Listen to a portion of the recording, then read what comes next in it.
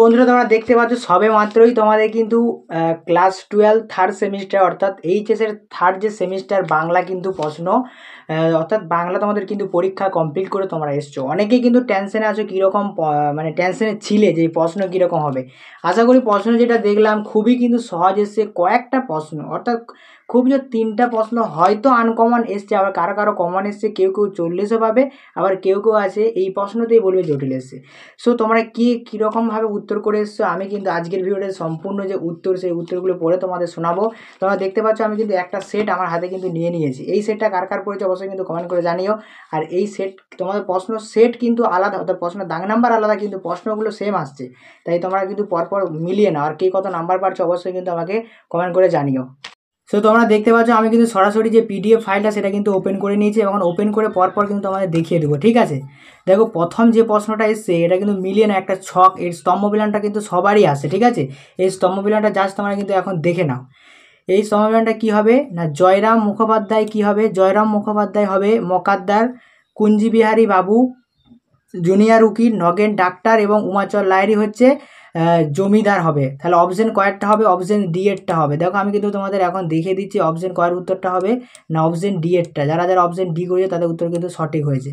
তার পরবর্তী 2 নম্বর প্রশ্ন, সেখানেও কিন্তু স্তম্ভবিলান আসছে। এখানে স্তম্ভবিলানটা কী হবে, আব্দুল করিম খায়ের ধর্ম ছিল সঙ্গীত শিল্পী, আইনস্টাইন হবে বিজ্ঞানী, ভ্যান গম হবে হচ্ছে তোমার চিত্রশিল্পী, গার্সিয়া লকার হচ্ছে নাট্যশিল্পী, অর্থাৎ অপশন এ এরটা তোমাদের কিন্তু এখন উত্তর হবে অপশন এ।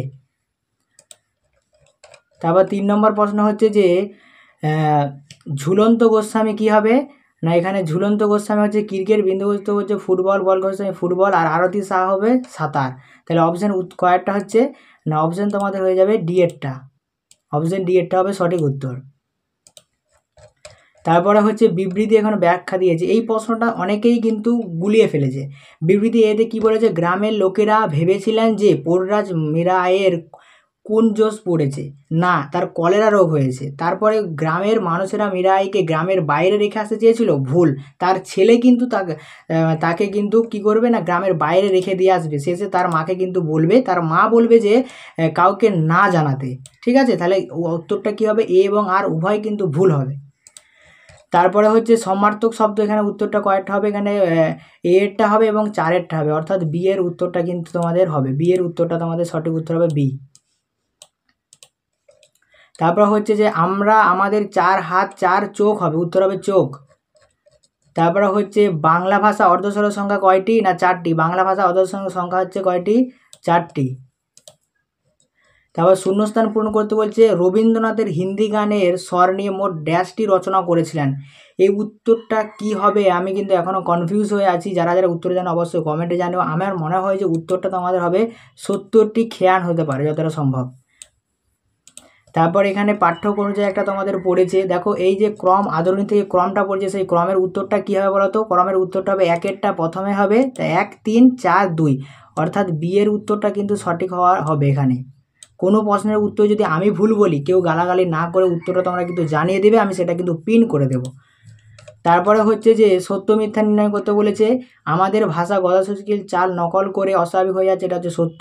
কোনো জেলার ভাষা সংস্কৃতের বেশি নিকটে, সেই কথাই হচ্ছে, এটাও সত্য। সমস্ত দেশে যাতে কল্যাণ, সেটা গ্রামের জেলার যে প্রাধান্যটিকে মনে রাখতে হবে, এটা ভুল। এইগুলো শোধাবার লক্ষণ এখন হচ্ছে, এখন ক্রমে বুঝবে যে যেটা ভাবহীন প্রাণহীন সেটা কোনো কাজে নয়, এটা কিন্তু সত্য। তাহলে অপশন কয়েকটা তোমাদের উত্তর হয়ে যাবে, অপশন এ এরটা কিন্তু সঠিক উত্তর হয়ে যাবে, অপশন এ। তারপরে হচ্ছে যে তোমাদের দেখো এখানে কি বলেছে না, তোমাকেই চাই অ্যালবামটি কার লেখা, তোমাকে চাই অ্যালবামটি লেখা হচ্ছে কবির সুমনের লেখা। ইলেকট্রিক নাইট্রিক ফিজিক্স কার লেখা, জগদীশ চন্দ্র মেঘনাথ সাহ, উত্তর হবে কি মেঘনাথ সাহ কিন্তু উত্তর হবে। তারপর হচ্ছে বেটন কেপ হকির সাথে যুক্ত, বেটন কেপ কিসের সঙ্গে যুক্ত না হকি খেলার সাথে। তারপরে হচ্ছে শূন্যস্থান পুরো, আদরি যাও মা ড্যাশ বামুনহাটের মেলা থেকে ঘুরে এসো, অত্যাচারিত, তারপরে হবে নিপীড়িত, অত্যাচারিত এবং নিপীড়িত, উত্তর হবে কি না নিপীড়িত। তারপরে হচ্ছে যে পোড়রাজ গল্পটি অনুবাদ করেছে কে, সুনন্দন চক্রবর্তী, পোড়রাজ গল্পটি সুনন্দন চক্রবর্তী কিন্তু অনুবাদ করেন। আমাদের দুজনে হাতগুলো লাগবে ধুয়ে মুছে আগুন বানানোর জন্য, অপশন এরটা কিন্তু সঠিক। তারপর কস্তম খস্তম মিলাতে বলেছে। ক থেকে ম পর্যন্ত কি ধ্বনি? এটা হচ্ছে অঘোষ ধ্বনি। কস থেকে ম পর্যন্ত হচ্ছে অঘোষ ধ্বনি। তারপর হচ্ছে মিঠু কাল স্কুলে যাবে। মিঠু কাল স্কুলে যাবে, এখানে কিসের উচ্চারণের বৈশিষ্ট্য? উত্তর হবে জ্যোতি। দারুণ শব্দ অর্থ কাষ্ঠ নির্মিত, এর অর্থ হচ্ছে অত্যন্ত। এর পরিবর্তন কি হচ্ছে? না এটা রূপান্তর হচ্ছে, অর্থের রূপান্তর ঘটছে, অপশন সি। কবিরের ধর্ম ছিল সত্যের বয়ান। শানিত ইস্পাত খণ্ড অভঙ্গ, নাম তার হচ্ছে ভালোবাসা। তারপরে হচ্ছে নিশ্চিত পংসা বসে তৃষ্ণাহারা খেজুরের দিকে, অপশন সি। তারপরে হচ্ছে যে যার ড্যাশ লোকহিতায় এসেছে, অপশন ডি।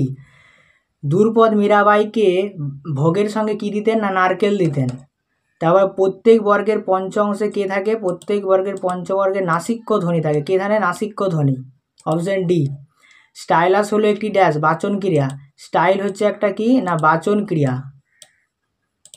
তারপরে হচ্ছে সংস্কৃত শব্দটি কয়টি শব্দের সমাবেশ? এটা হবে 4টি শব্দের সমাবেশ, অপশন এ। খণ্ডধ্বনি হচ্ছে বিভাজ্য ধ্বনি। তারপরে এখানে বাংলা 2টি ব্যঞ্জনধ্বনি সমাবেশে তৈরি গুচ্ছধ্বনির সংখ্যা হচ্ছে 200টি, অপশন বি। দিগ্বিজয় যেতে হবে দুয়োরানি সাজিয়ে দিয়েছিলেন। খরজুরের দ্বীপ আসলে কি? যেখানে, অপশন ডি এরটা হবে, যেখানে কবি পৌঁছাতে চায়, যেখানে হচ্ছে কবি পৌঁছাতে চান। তারপরে প্রশ্ন দেখো, চলিত কি আর সর্বনৈপুত্য হয় না? চলিত ভাষা বলতে বোঝায় ড্যাশ। চলিত ভাষা হচ্ছে মানুষের মুখের প্রচলিত যে ভাষা, সেই ভাষায় কথা কিন্তু বলা হচ্ছে, অপশন সি এরটা কিন্তু উত্তর হবে তোমাদের, অপশন সি। সংস্কৃত ভাষাকে স্বামী বিবেকানন্দ বলেছে ড্যাশ। জ্যান্ত ভাষা কথা বলেছেন। দুটো চলিত ভাষা যে ভাবরাশি আছে তা হলো 2000 ছাদি বিশেষ। কি ক হাজার? না 2000 ছাদি বিশেষ। তারপরে প্রশ্ন হচ্ছে যে জমিদার জয়রাম জরিমানা মুকুব করার জন্য তিনি কত টাকা ব্যয় করেছিলেন? তিনি ব্যয় করেছিলেন 1700 টাকা। তার প্রশ্ন হচ্ছে যে আদরণী যাওয়ার পর কত মাস তিনি বেঁচেছিলেন? 2 মাস। খুব সহজ প্রশ্নগুলো তোমাদের কিন্তু এগুলো আসছে। আদালত অবমাননার জন্য তার ক টাকা জরিমানা হয়েছিল? আদালত অবমাননার জন্য তার জরিমানা হয়েছিল ক টাকা? 5 টাকা। তারপর হচ্ছে জয়রাম মুখোপাধ্যায় কত টাকা দিয়ে হস্তিনী কিনেছিলেন? 2000 টাকা দিয়ে, অপশন এ এরটা উত্তর হবে। 2000 টাকা দিয়ে তিনি কিন্তু হস্তিনী কিনেছিলেন। তারপরে হচ্ছে ধর্ম কবিতাটি মূল গ্রন্থ হচ্ছে কি? অন্ধকার লেখাগুচ্ছ থেকে কিন্তু লেয়া হয়েছে। এই ছিল তোমাদের 40টা প্রশ্ন। খুব সহজ কিন্তু প্রশ্ন আছে, কয়েকটা প্রশ্ন, ওই 2 থেকে 3টে প্রশ্ন কিন্তু একটু আনকমন যদিও আসে বা যারা পড়েছে তারা কিন্তু খুব সহজে আসে। কীরকম ভিডিও লাগলো অবশ্যই কমেন্ট করে জানাতে ভুলো না। কোনো প্রশ্ন যদি আমি ভুল বলে থাকি তোমরা কিন্তু সেটা সঠিক উত্তরটা কমেন্ট করে দেবো, আমি কমেন্টে কিন্তু পিন করে দেবো এবং তোমরা কিন্তু সেটা জেনে নিও। আর কে কত নাম্বার পাচ্ছ অবশ্যই কিন্তু আমাকে জানিও।